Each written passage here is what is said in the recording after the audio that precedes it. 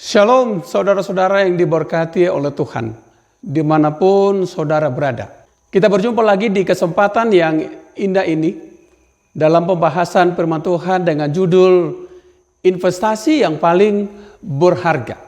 4 orang remaja mengendarai sebuah mobil dengan kecepatan yang sangat tinggi. Mereka melaju di jalan raya. Pada saat tiba di sebuah belokan, sang supir atau pengemudi tidak bisa mengendalikan setirnya dan kendaraan itu menghantam pembatas jalan. Mobil itu berguling beberapa kali. Segera bantuan datang, tetapi keempat remaja dinyatakan tewas di tempat oleh karena kecelakaan mobil itu. Setelah paramedik datang, bahwa didapati keempat remaja itu mengendarai mobil dalam keadaan mabuk karena pengaruh alkohol. Masing-masing orang tua daripada keempat anak remaja itu diberitahu dan mereka datang dengan buru-buru ke tempat kejadian kecelakaan.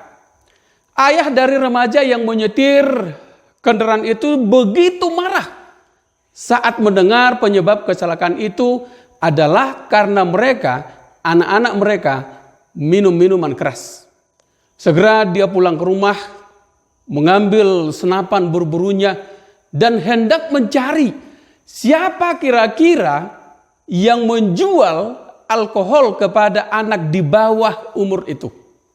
Dia ingin membunuhnya dengan senapan berburunya. Ketika dia lewat ruang tamunya, dia melihat secari kertas di meja tamu. Dia mengambilnya dan membaca, melihat bahwa itu adalah tulisan anaknya yang baru saja meninggal karena kecelakaan lalu lintas itu. Di kertas itu, anaknya menuliskan demikian, "Papa, maaf ya, aku dan teman-teman mengambil beberapa botol minuman keras milik Papa untuk kami minum bersama dengan kawan-kawanku." Baru ditulis terakhir, "Love anakmu." Lutut Bapak ini tiba-tiba lemas. Dia duduk dan terdiam. Ternyata minuman keras yang membuat anak remajanya bersama dengan teman-temannya yang 3 orang lagi mabuk sambil mengendarai kendaraan. Mobil yang mereka tumpangi adalah minuman miliknya sendiri. Ada pepatah yang terkenal berkata demikian, "Buah tidak akan jatuh jauh dari pohonnya. Tidak jauh rebung dari bambunya." Atau bahasa yang sering kita dengarkan, like father, like son. Ini menyatakan biasanya sifat atau kebiasaan orang tua yang diturunkan kepada anak-anaknya. Sebelum kita lanjutkan pembahasan firman Tuhan kita pada kesempatan ini, kita terlebih dahulu berdoa. Bapa di sorga, di kesempatan yang indah ini, kami akan belajar dari firman Tuhan. Berkati kami yang mendengarkan, terlebih hamba-Mu yang menyampaikan.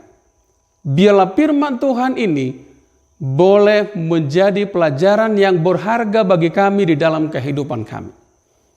Karena Tuhan yang terbaik dalam hidup kami, dalam nama Yesus kami berdoa. Amin.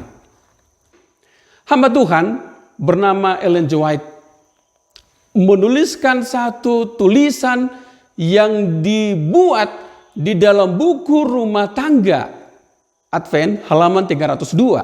Seperti ini katakan, "Para orang tua sendiri haruslah terlebih dahulu bertobat serta mengetahui apa artinya itu tunduk, apa itu artinya bertobat sesuai kehendak Tuhan.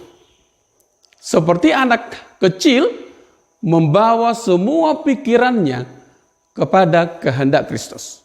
Sebelum mereka dapat dengan benar mewakili perintah Tuhan, kita harus membuat satu rencana. Kita harus membuat di dalam keluarga kita bagaimana kita berkuasa membentuk karakter daripada anak-anak kita itu. Satu cerita yang tragis yang boleh kita lihat di dalam Alkitab. Kalau boleh kita melihat, membaca di dalam 1 Samuel pasal yang kedua ayat 12 sampai dengan ayat yang ke-16. Tentang keluarga pendeta Eli di zaman sekarang ini. Kalau dulu disebutkan Imam Eli. Bapak pendeta Eli ini banyak menasehati keluarga, orang-orang yang dijumpainya. Tetapi satu hal yang harus kita lihat bahwa Imam Eli lalai di dalam tugasnya yang terpenting menyelamatkan keluarganya dan juga menyelamatkan dirinya sendiri.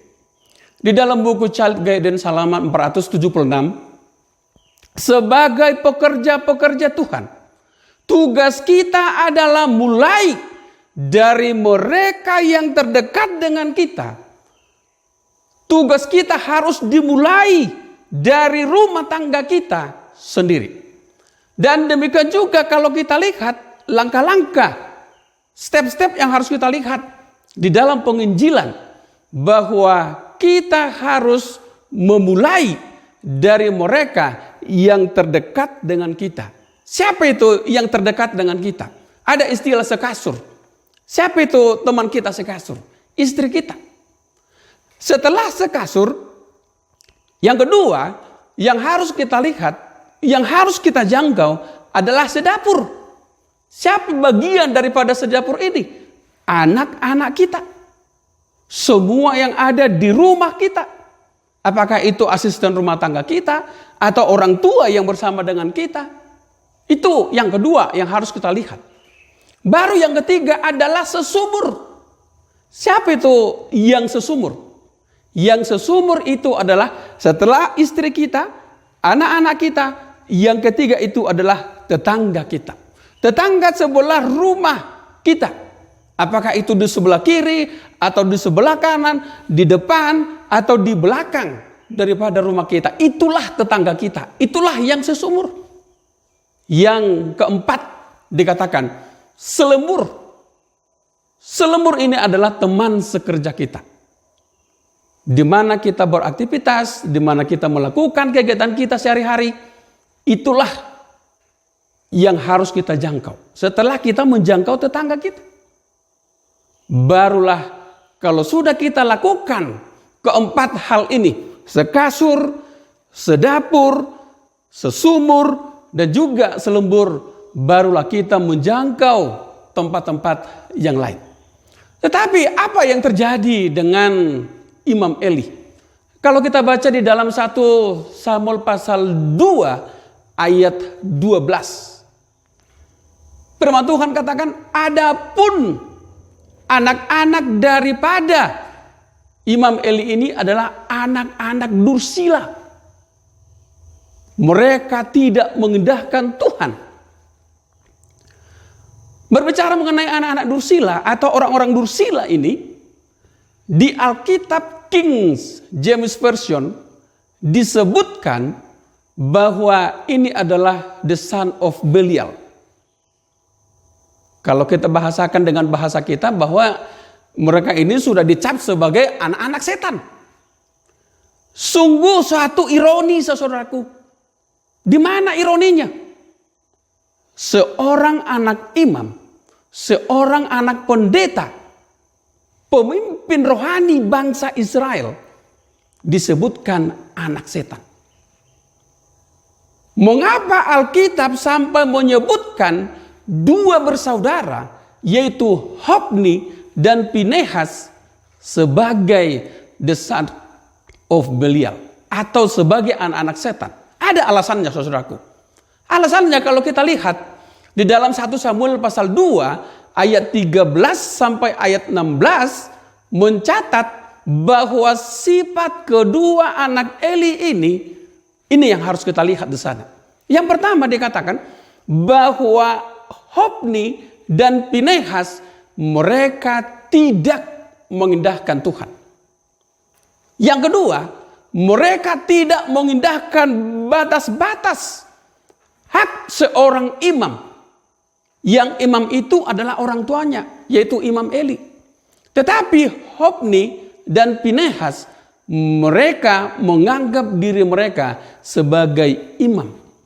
Pekerjaan ayahnya, orang tuanya, mereka ikut terlibat di dalam pelayanan itu. Yang ketiga yang harus kita lihat, apa yang dilakukan oleh Hofni dan Pinehas itu adalah mereka menjadi serakah, curang. Mereka melakukan banyak perzinahan. Poin yang keempat yang harus kita lihat di dalam 1 Samuel pasal 2 ayat 13 sampai dengan ayat 16 itu. Itulah sebabnya kita sebagai orang tua harus belajar dari apa yang dilakukan keluarga Imam Eli.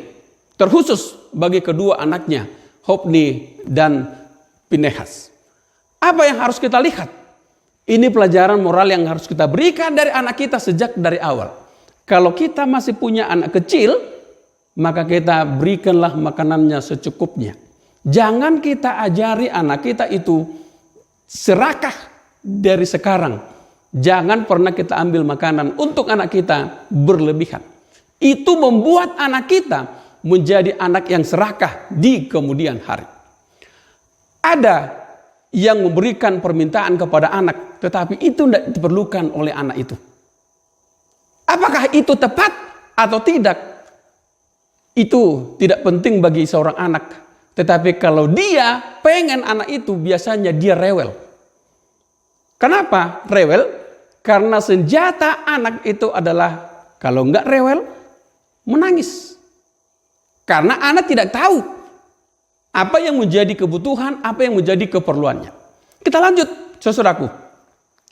Di dalam buku Amsal 13 ayat 24 dikatakan, siapa tidak menggunakan tongkat benci kepada anaknya, tetapi siapa mengasihi anaknya menghajar dia pada waktunya. Ini yang harus kita perhatikan. Jangan sampai anak kita yang mengatur kita sebagai orang tua. Jangan. Kita sebagai orang tua harus tegas ajarkan kepada anak kita bahwa ini yang boleh, ini yang tidak boleh. Gak boleh tawar-menawar. Kita yang tahu apa yang menjadi kebutuhan, apa yang menjadi kepentingan daripada anak kita. Bapak dan Ibu, saudara-saudaraku semuanya, kita yang mendengarkan firman Tuhan ini, saudara dan saya sebagai orang tua, kita harus punya satu power untuk mendidik anak kita.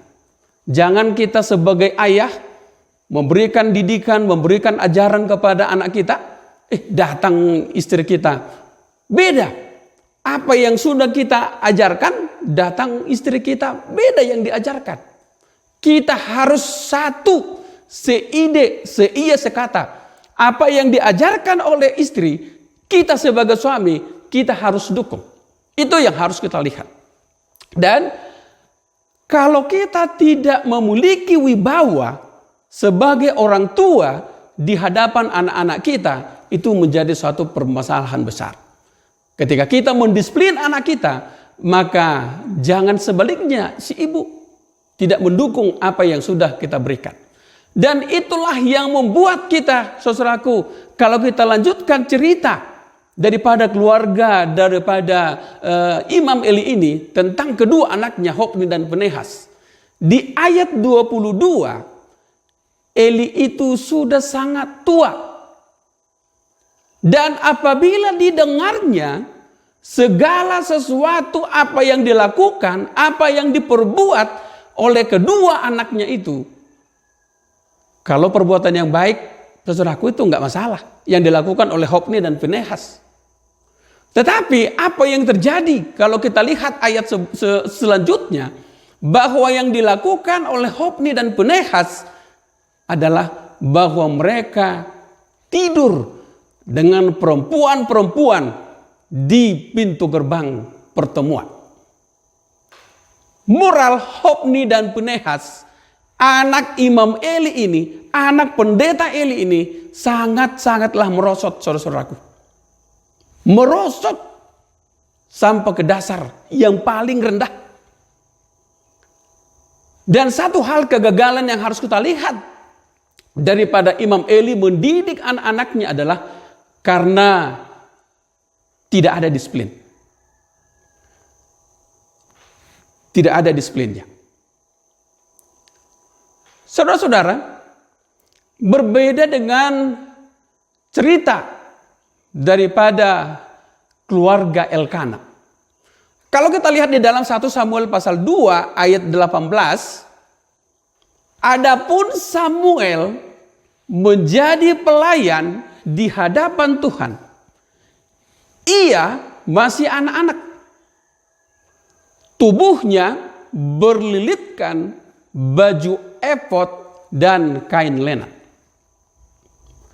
Ini bukti bahwa sejak kanak-kanak, sejak belia, sejak kecil, Samuel sudah diajarkan oleh Elkana siapa itu Tuhan.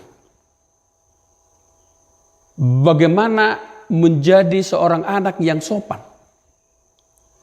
Tidak rakus. Tidak boleh berbuat curang. Tidak boleh serakah. Menawan hawa nafsu. Bersikap hormat di dalam setiap kebaktian. Apakah itu di renungan pagi, apakah itu di renungan malam, atau apakah itu di Ka'bah, di kebaktian di gereja. Di dalam buku Rumah Tangga Advent halaman 303. Pada waktu masih berusia muda, mereka harus dibiasakan menurut.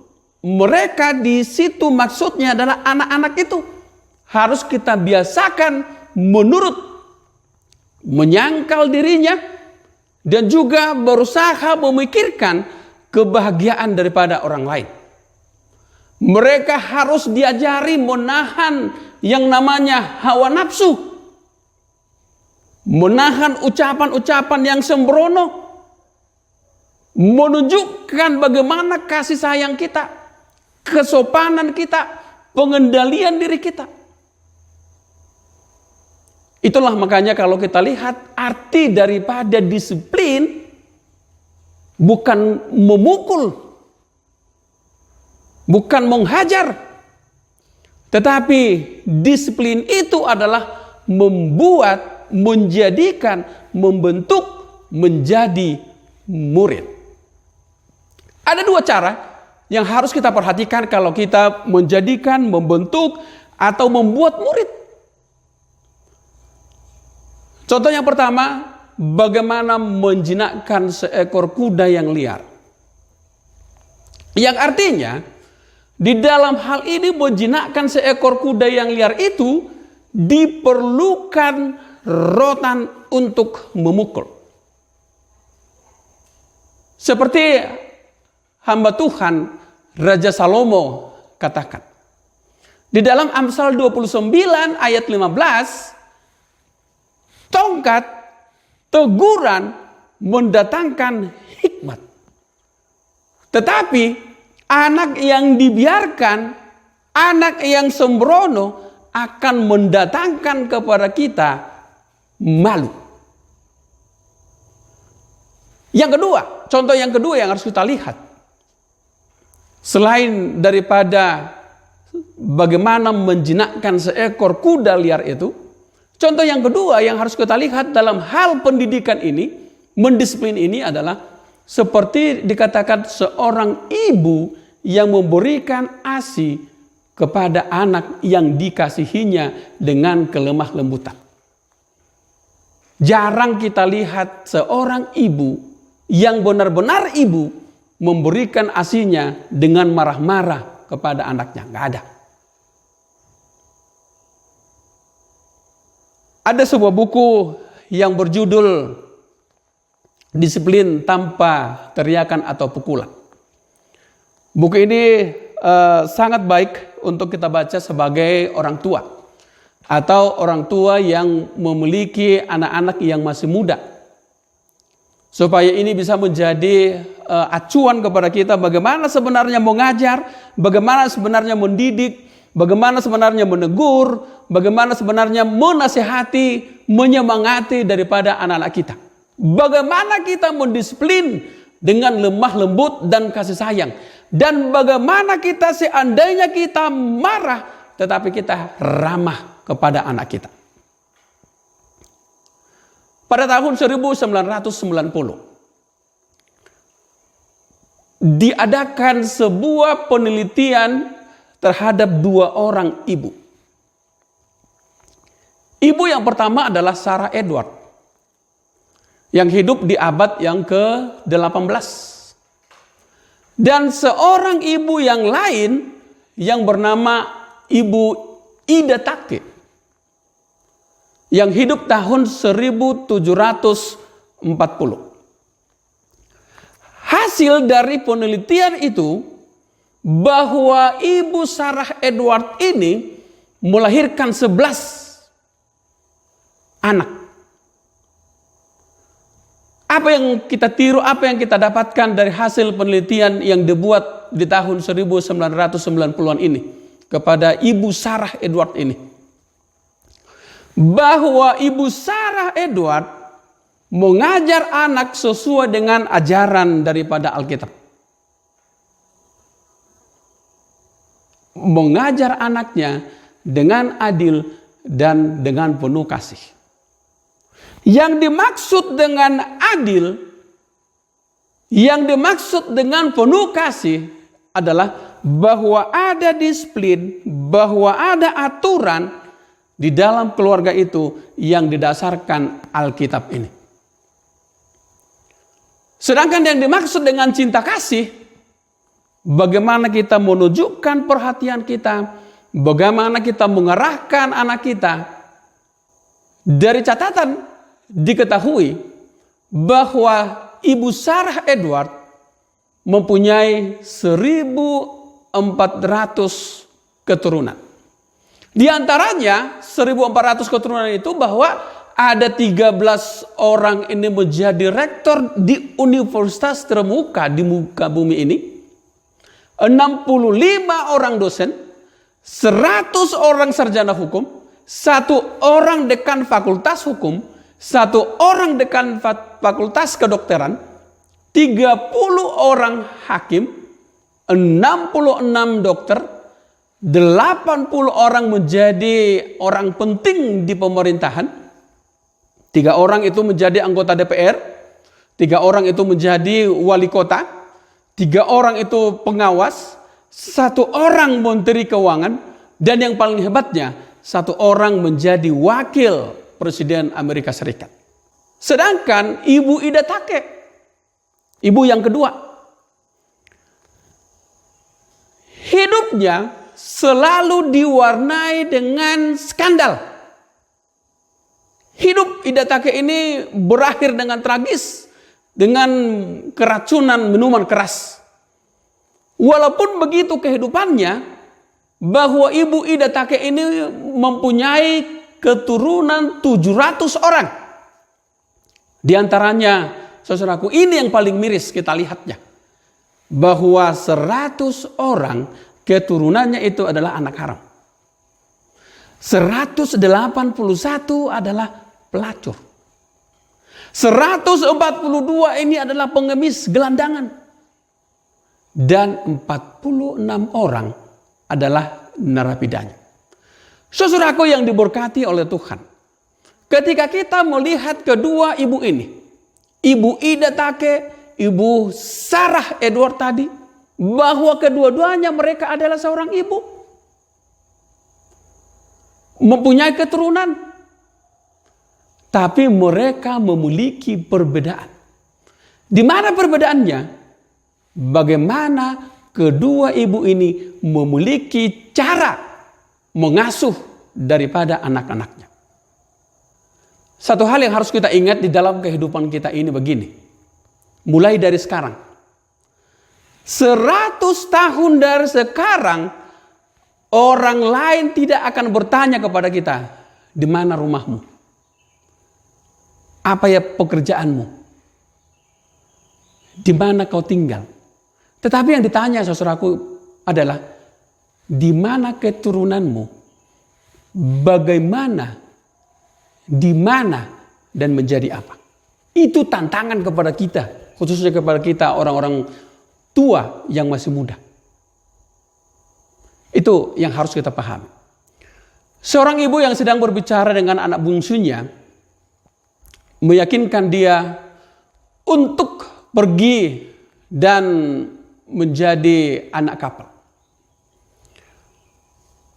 Ibu itu dengan sungguh-sungguh mengingatkan bahwa ayahnya dan kedua abang-abangnya hilang di tengah lautan karena menjadi seorang pelaut. Walaupun anak itu turut sedih mengingat orang tuanya dan kedua abang-abangnya hilang di tengah laut. Tetapi dia tetap pada pendiriannya untuk menjadi seorang pelaut. Akhirnya anak itu berangkat menjadi seorang pelaut. Bulan pertama dia kirim surat kepada ibunya. Bulan ketiga, keempat, seterusnya dia selalu mengirim surat memberitahukan keadaannya. Dia selalu berusaha mengambil cuti kalau diizinkan untuk menemui ibu yang dicintai. Hingga suatu kali 2 orang datang ke rumah ibu itu dan memberitahukan bahwa kapal di mana anaknya bekerja diterjang ombak dan semua awak hilang. Bagaikan halilintar di siang bolong, ibu itu menerima kabar hilang anaknya.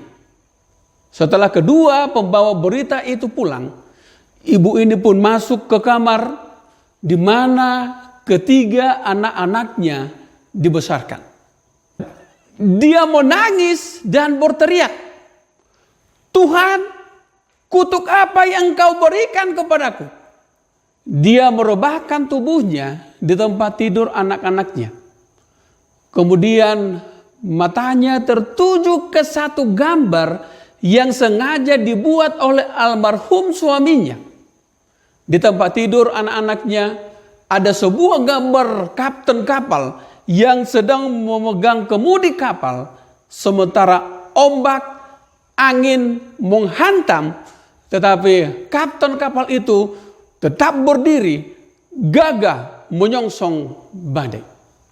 Setiap malam sebelum ketiga anaknya tidur, mereka selalu berbincang, memandang gambar itu, memperbincangkannya, membayangkannya bahwa merekalah yang menjadi kapten kapal itu.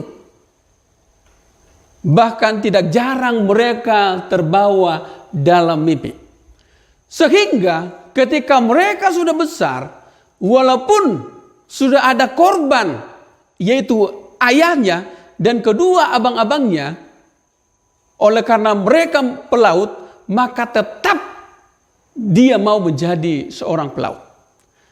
Karena sejak kecil dia selalu melihat, dia selalu memikirkan, dan akhirnya dia memutuskan menjadi seorang pelaut walaupun memiliki resiko kematian oleh karena gelombang. Hal yang sama yang harus kita renungkan sebagai orang tua.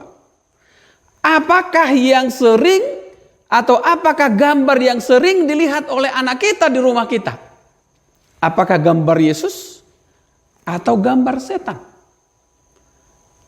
Apakah yang kita ajarkan, apa yang kita berikan kepada anak kita, apakah kita ajarkan Yesus atau apakah kita ajarkan setan? Itulah yang menentukan mirip siapa anak-anak kita itu suatu hari kelak. Di dalam buku Ulangan pasal 6 ayat 7 sampai dengan ayat yang ke-9. Haruslah engkau mengajarkannya berulang-ulang kepada anakmu. Membicarakannya apabila engkau duduk di rumahmu. Apabila engkau sedang dalam perjalanan. Apabila engkau berbaring dan bangun. Haruslah engkau mengikatkannya itu kepada tanganmu. Dan haruslah itu menjadi lambang di dahimu. Dan engkau harus menuliskan itu di pintu rumahmu dan pintu gerbangmu. Apabila yang mereka lihat di rumah, yang diajarkan oleh orang tua tentang Yesus dan ajarannya, itulah yang tertanam di dalam ingatan, di dalam hati anak-anak kita. Dan itulah yang menentukan arah hidup daripada anak kita suatu hari kelak. Di dalam buku Rumah Tangga halaman 314. Hai para orang tua, janganlah agamamu sekedar rupa saja, melainkan hendaklah itu menjadi suatu realitas. Kita adalah yang menjadi pola, yang menjadi contoh bagi seluruh anak-anak kita. Para orang tua, anak-anak adalah harta yang termahal yang kita miliki. Pemirsa yang dikasihi oleh Tuhan, kata-kata bijak berkata, anak tidak akan selalu mendengarkan kita, tetapi anak-anak akan selalu meniru, mencontoh kita. Yang menentukan apakah anak itu kelak menjadi sesuatu adalah orang tuanya. Pastikan Yesus selalu ada dan kita undang di dalam setiap keputusan yang kita buat untuk perkembangan daripada anak-anak kita. Yang berikutnya harus kita lihat sebagai orang tua. Investasi yang berharga di dalam hidup kita ini bukan saham yang kita miliki, bukan deposito di bank kita, bukan rumah yang mewah, bukan tanah yang luas, tanah yang bidang berhektar-hektar, bukan. Investasi yang kita miliki, harta yang berharga di dunia ini dan juga di akhirat adalah anak yang Tuhan telah berikan kepada kita, yang Tuhan telah karuniakan kepada kita. Dan juga yang kedua adalah keluarga kita. Mari kita buka firman Tuhan di dalam Mazmur 127 ayat 3 sampai dengan ayat yang kelima. Anak-anak adalah pemberian Tuhan. Sesungguhnya mereka itu adalah anugerah. Anak-anak laki-laki yang diperoleh di masa muda dikatakan seperti anak panah di tangan seorang kesatria. Berbahagialah orang yang mempunyai persediaan anak panah. Ia tidak terkalahkan waktu menghadapi musuh di pengadilan. Itu yang harus kita lihat. Dan itu yang menjadi kesimpulan daripada pelajaran kita pada kesempatan ini. Kita tutup dengan berdoa. Terima kasih atas kesempatan yang Tuhan telah berikan bagi kami untuk mempelajari firman Tuhan pada kesempatan yang indah ini. Biarlah kami boleh menyadari di dalam hidup kami bahwa investasi yang berharga yang Tuhan telah berikan adalah anak-anak yang Tuhan titipkan di tengah-tengah keluarga kami masing-masing. Dan juga keluarga kami. Berkatilah keluarga-keluarga kami. Berkatilah anak-anak kami. Berkati kami sebagai orang tua.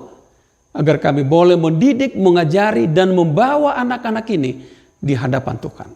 Terpujilah Engkau Tuhan. Dalam nama Yesus kami berdoa. Amin.